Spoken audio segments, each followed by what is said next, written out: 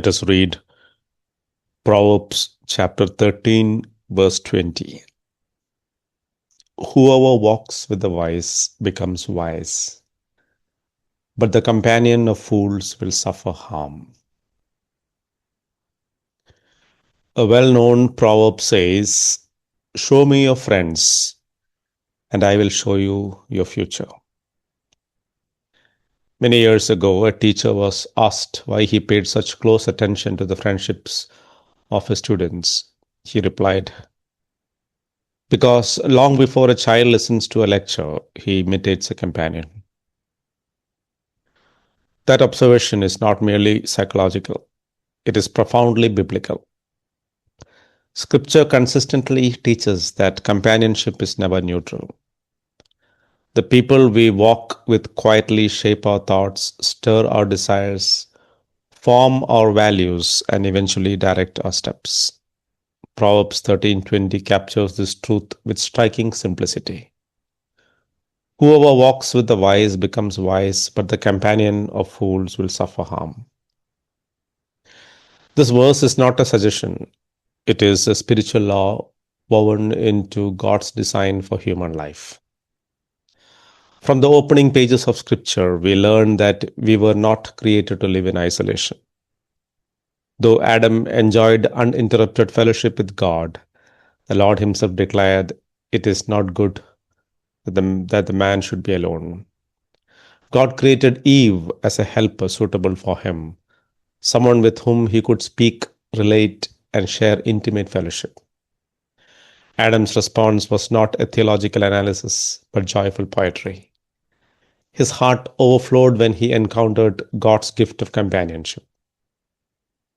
This teaches us that friendship and fellowship are not optional extras, they are essential to human flourishing. Yet, companionship in Scripture is never limited to marriage alone. We are made to live in families, communities, and societies. Inevitably, we come into contact with many people, but not all relationships carry the same weight. Some friendships shape us more deeply than others. The people with whom we spend the most time often influence us the most, subtly molding what we love, what we think, and how we live. This is why Scripture repeatedly calls us to exercise discernment in choosing our companions. We instinctively understand this principle when it comes to physical safety, especially with our children. If our children are playing outside and a storm suddenly breaks with thunder and lightning, we rush to bring them indoors. If we sense physical danger or the presence of someone who might harm them, we intervene without hesitation. Yet many times, we are far less vigilant about the company they keep. Company that may wound them emotionally, distort their values, and scar them spiritually for years to come. The Apostle Paul issues a sober warning in 1 Corinthians 15:33. Do not be deceived.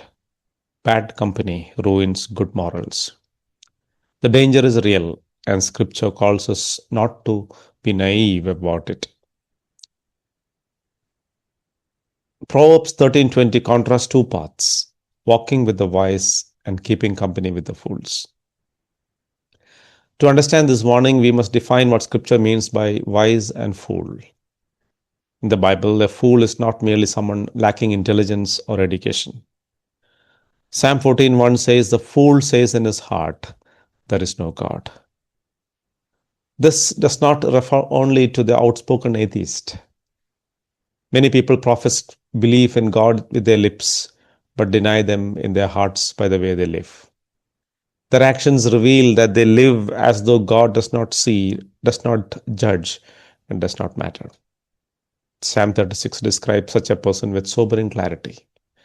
There is no fear of God before his eyes. He flatters himself that his sin will not be found out. His words are deceitful.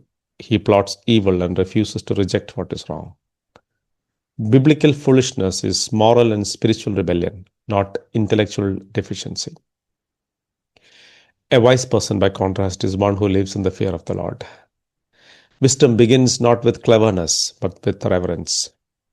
When children consistently walk with those who fear God, Their own desires, values, and actions are shaped accordingly. This is why God gave Israel such careful instruction through Moses before they entered the promised land.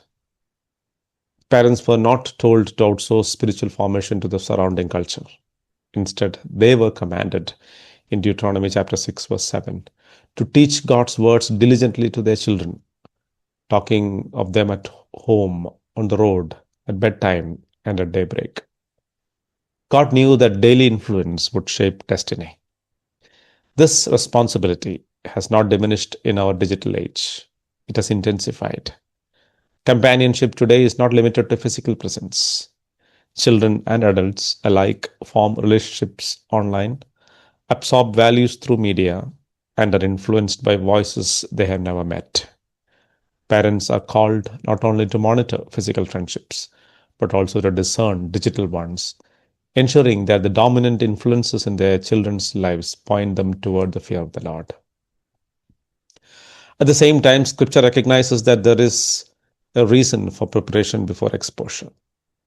Paul, writing to Timothy, urges him first to be grounded in sound doctrine, then to train himself for godliness, and only then to engage in the labor and struggle of ministry in the world. There is a time to learn, a time to practice faith within the safety of family and church, and a time to go out as witnesses. Discernment in companionship does not mean isolation from the world, but it does mean spiritual readiness. Proverbs repeatedly warns about specific kinds of relationships that corrupt rather than edify. We are told to not befriend those given to uncontrolled anger, lest we learn their ways and entangle ourselves in a snare. We are instructed to leave the presence of a fool when there is no knowledge to be gained. We are warned not to walk with sinners who entice us into paths of violence and deceit. These warnings are not rooted in fear, but in wisdom born of love for life. The Apostle Paul clarifies that this does not mean withdrawing from all unbelievers. In 1 Corinthians 5, he explains that his warning about not associating with immoral people refers specifically to those who claim the name of Christ while living in open rebellion against him. To avoid all sinners would require leaving the world entirely. Instead, we are called to love unbelievers, pray for them, and bear witness to the truth, while refusing to imitate their ways or be shaped by their values. Proverbs goes further than merely advising us to listen to the wise. It calls us to walk with them. Walking implies closeness, shared direction, and sustained presence.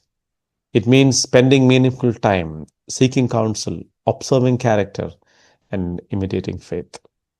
Proverbs 12:26 reminds us that the righteous becomes guides to their neighbors, while the way of the wicked leads others astray.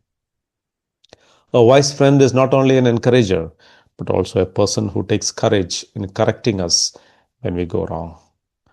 Proverbs 27:6 Faithful are the wounds of a friend. Profuse are the kisses of an enemy. Scripture provides vivid examples of the consequences of ignoring or embracing this principle. Rehoboam, Solomon's son, faced a defining leadership moment. Experienced elders counseled humility, but he rejected their wisdom and embraced the counsel of his peers, men who echoed his pride. The result was catastrophic. The kingdom was divided. 10 tribes were lost, and a fracture was introduced that never healed. Foolish companions confirmed his arrogance rather than restraining it. King Ahab's tragedy reveals another dimension. Though king of Israel, he allowed Jezebel to shape his values and actions. Scripture says he sold himself to do evil because his wife incited him. Under her influence, idolatry flourished, innocent blood was shed, and judgment fell upon his house. A foolish companion can normalize sin and embolden rebellion against God. This is why Scripture urges great care in choosing a life partner.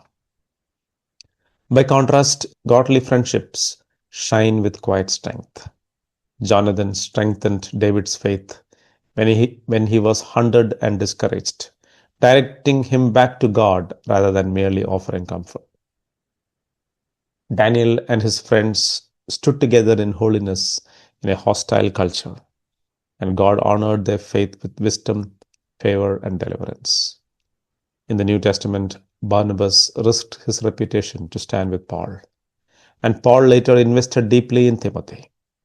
Through such partnerships, God advanced his purposes across generations and nations. All of Scripture converges on this truth. Foolish companionship magnifies sin and hastens ruin, while wise companionship matures faith and secures blessing. Proverbs 13:20 does not merely call us to admire wisdom from a distance, but to align our lives with those who walk in the fear of the Lord. Walking implies pace, direction, and shared purpose. Companionship shapes destiny. The psalmist declares, I am a companion of all who fear you, of those who keep your precepts. This is both a confession and an invitation. It calls us to examine our own relationships honestly. Who shapes our thinking? Who influences our choices? Who do we imitate when pressure mounts?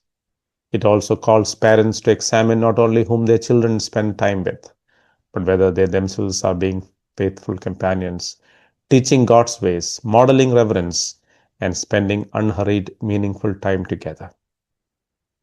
Practically, this means prayerfully evaluating our friendships, setting wise boundaries, and intentionally cultivating relationships that draw us closer to God. It means seeking counsel from those who love Scripture, welcome correction, and live with integrity. It means being willing at times to step away from relationships that consistently pull us toward compromise. It also means striving to be the kind of friend who strengthens others in God, not merely entertains or affirms them.